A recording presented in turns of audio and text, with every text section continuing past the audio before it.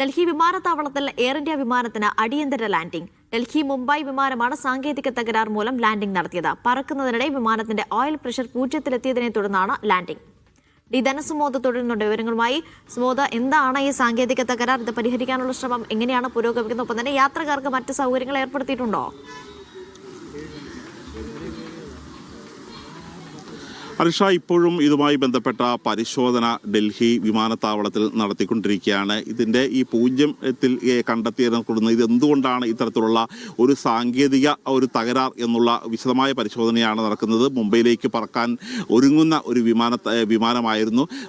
നേരത്തെ അഹമ്മദാബാദിൽ ഉണ്ടായിരുന്ന ഈ വിമാന ദുരന്തത്തിന് ശേഷം എയർ ഇന്ത്യ എല്ലാ വിമാനങ്ങളും പ്രത്യേകിച്ച് ബോയിങ് വിമാനങ്ങളടക്കം കൃത്യമായ പരിശോധന നടത്തുകയും സാങ്കേതിക മികവ് ഉണ്ടെന്ന് ഉറപ്പിച്ചാൽ മാത്രമാണ് ടേക്ക് ഓഫിനും വിമാനത്താവളം പറന്നു വീരാനും അനുമതി നൽകിയിരുന്നത്.